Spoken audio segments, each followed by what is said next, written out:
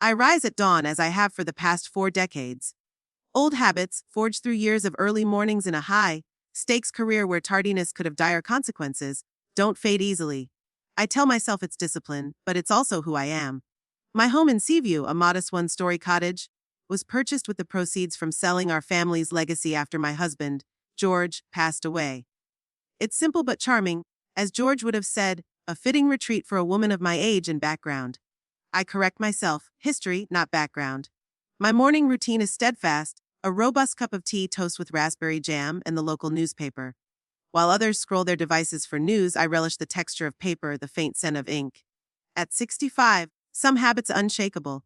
Today is Wednesday, my delivery day. 3 times a week, I don a vibrant red jacket emblazoned with the Seaview Swift delivery logo and bring meals to the townsfolk. Not for money. My federal pension and George's investments ensure a comfortable life. But to stay connected, to avoid being trapped in solitude like a relic preserved in amber. Checking my phone, I see 6 orders waiting. I dress quickly, grab my keys, and step onto the porch. Seaview stirs awake, a coastal town where the Pacific's waves crash against rugged cliffs, giving the place its name. It's the perfect sanctuary for a woman who once battled powerful foes in courtrooms and then chose to vanish. My first task is breakfast from a local patisserie for the Carter family. I collect a bag of croissants and coffee, and Madame Claire, the owner, slips in a cranberry scone for me. "Good morning, Evelyn," she says with a faint accent. "How are your children?" I smile, offering my standard reply, "They're fine, thank you." Ethan's swamped with work. It's a rehearsed line. Claire doesn't know that my son Ethan speaks to me only when necessary, that his wife views me as a burden, or that my grandchildren see me on a strict monthly schedule. The drive to the Carter home takes 7 minutes. Mrs. Carter, impeccably styled in a silk robe, greets me as if ready for a gala. "Good morning, Mrs. Thornton," she says formally, despite our tri-weekly encounters over 2 years. She hands me a precise 15% tip in cash, as if wary of digital traces.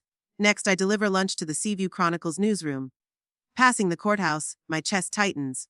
A reflex from 20 years ago when Evelyn Thornton, federal prosecutor, strode up those steps to confront corruption. In the 1980s, women in my field were rare, but I shattered barriers, earning a reputation as a tenacious force by the 1990s. My cases targeted senators, congressmen, and judges, untouchables who bent the system to their will. The Preston case was meant to crown my career. Victor Preston, a charismatic politician poised for a governorship, ran a sophisticated money laundering scheme through nonprofit organizations. Evidence pointed to guilt, but witnesses recanted, documents vanished, and judges stepped aside. The case collapsed, Preston walked free, and soon after, he ascended to power. I received an unmistakable message: resign or face fabricated scandals and threats to my family. At 50, my career ended. George urged us to relocate. We sold our DC home and settled in Seaview, where I could be anonymous. Then George died of a heart attack, leaving me alone. At the newsroom, a young reporter, Caleb, greets me. "Mrs. T, you're our savior!" he jokes, grabbing the bags. "You'd survive the 20-minute walk to the diner." I tease, but his energy reminds me of Ethan in his youth, before ambition eclipsed warmth. By noon, I complete my deliveries and return home. My phone buzzes with a text from Ethan: "Don't forget the birthday party. Sunday 6 p.m. No gifts. Curt, impersonal. No, Mom." Or, "How are you?"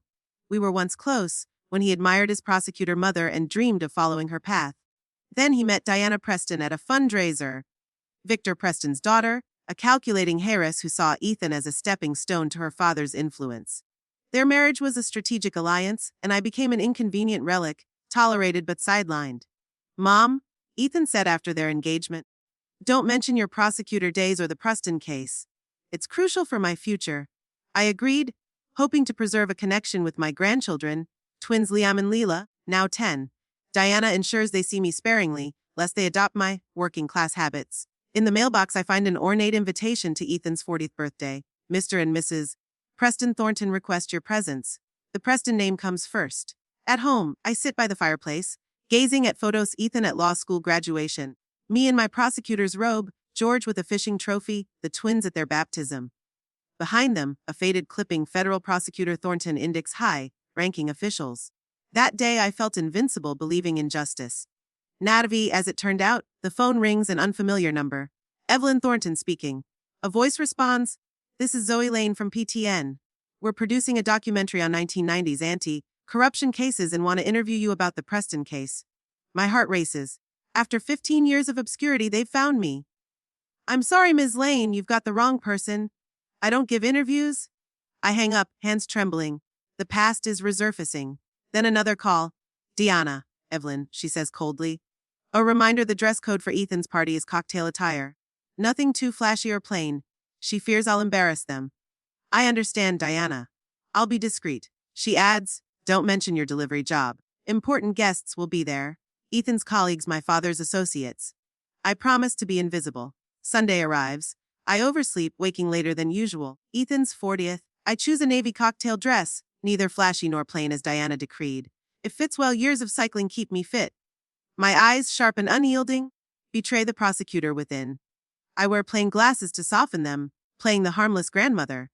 At the mall, I buy a leather-bound To Kill a Mockingbird for Ethan, the book we read when he was 13, when he dreamed of being Atticus Finch. I instruct the clerk to write, Love, Mom. En route to the mall, I spot Margaret Wells, a former colleague now teaching law at Seaview College. Evelyn, she calls, embracing me. Over coffee, she asks, still living in exile? I shrug. It's calm. She mentions Ethan's party. Going as the anonymous delivery lady, I nod. It's the price for seeing my grandkids? Margaret scoffs. You were our best, Evelyn.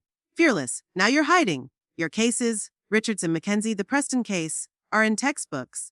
The Preston case is legendary for showing how the system protects its own. I tense. They're making a documentary, Champions of Truth. It airs tonight at 8 p.m. My stomach drops. Ethan's party starts at 6. New evidence, Margaret adds. Classified documents from the Preston case. I leave abruptly, rattled. At home, I dress carefully, the navy dress, pearl earrings from George glasses. At Ethan and Diana's mansion in Seaview Heights, luxury cars line the drive. My sedan feels out of place. Inside, the house screams wealth, floor-to-ceiling windows, ocean views. A staff member takes my gift. 30 guests mingle, sipping champagne. Ethan, in a tailored suit, laughs with colleagues. Diana, in a champagne-colored dress, clings to her father, Senator Victor Preston. Seeing him jolts me. Same charismatic smile. More wrinkles. I approach Ethan, who nods curtly. Mom, glad you made it. Diana's smile is strained. Nice dress. Classic. Ethan promises introductions but drifts away. I linger invisible until Diana's aunt, Beatrice Lang, approaches. You're Ethan's mother. Evelyn Thornton, she says, her gaze sharp. Diana says you're a delivery worker. Strange. You don't seem the type. I stiffen. I wasn't always a courier. She probes, but Diana interrupts, steering me to a seat beside George's mother, Clara, who has dementia. Isolation perfected. Dinner unfolds. Exquisite cuisine, polished chatter. I sit quietly, ignored. After dessert, Diana, tipsy, pulls me to the group. My father was just saying how hard it is to find good help. Evelyn's an expert. She delivers food? Her tone mocks. Save you swift delivery. I correct calmly. Not a hobby, just a way to stay active. Diana laughs. She could have had a career, but now she's, a waitress. The room grows uneasy. I'm a courier, I say. Victor Preston interjects. Honest work deserves respect. Not everyone's meant for greatness. His condescension mirrors Diana's. Then, the TV blares. A child must have grabbed the remote. Tonight at 8 p.m. Champions of Truth premieres, the anchor announces. My face flashes on screen. Evelyn Thornton, the prosecutor who challenged the powerful. The room freezes. Evelyn Thornton, who took on Senator Victor Preston. Diana drops her glass, shattering it. What is this? She demands. Ethan stares, stunned. Mom, you were a federal prosecutor. Preston, unfazed, says, I thought you knew. Your mother was famous for trying to jail me? Diana shrieks. You tried to ruin my father? I reply, I didn't pretend. I stayed silent at Ethan's request. All eyes turn to Ethan, who stammers. I didn't ask her to lie. The TV continues. Preston was acquitted. But was evidence suppressed? Watch tonight. Preston pales. Turn it off, he snaps. The damage is done. Guests whisper, checking phones. Diana confronts Ethan. You knew and didn't tell me. He insists he didn't know the full story. The twins rush in, excited. Grandma, we saw you on TV. You're a superhero. Diana yanks them away. Upstairs now. She turns to me. You're poisoning my kids. Preston orders. Evelyn, leave. Ethan, silent, avoids my gaze. I address the room. I prosecuted Victor Preston for corruption. Evidence vanished, witnesses flipped, and I was forced out. But the truth always surfaces. I leave, Diana hissing, stay away from my children. Outside, Ethan follows. How could you humiliate me? He demands. I didn't plan this, I say. You asked me to hide my past? He accuses me of recklessness. You put justice above family, he says. You made me ashamed of my life, I counter. Diana joins us, furious. You lied for 15 years. Leave our lives. Reporters arrive, shouting questions about the Preston case. I refuse to engage and drive away, spotting Zoe Lane among them, her eyes blazing with purpose. A week later, I'm in PTN's studio for an interview. Zoe, the red-haired journalist, preps me. Speak naturally, she says. The cameras roll.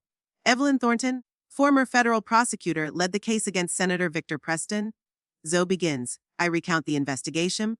An anonymous tip, bank records, a web of shell companies. Evidence disappeared, witnesses recanted, and I was pressured to resign. Anger, betrayal. I admit when asked how it felt. The system I trusted failed me. Zoe notes new evidence. Judge Harper, who dismissed my case, received payments linked to Preston. The interview is cathartic, freeing me from years of silence. Letters pour in, from former witnesses, colleagues, strangers inspired by the documentary. Ethan sends one. Mom, I saw the interview. I understand, but I can't accept it. Please don't contact us or the kids. Maybe someday. A faint hope lingers. Seaview University's me a guest lecturer role on legal ethics. I accept, eager to shape young minds. At my first lecture, a student asks, do you regret fighting the system? I smile. I regret the 15 years I hid who I was. The battles, the losses, they're worth it to face myself in the mirror. I leave the auditorium, head high, no longer hiding. I am Evelyn Thornton, prosecutor, mother, survivor, and my voice matters again.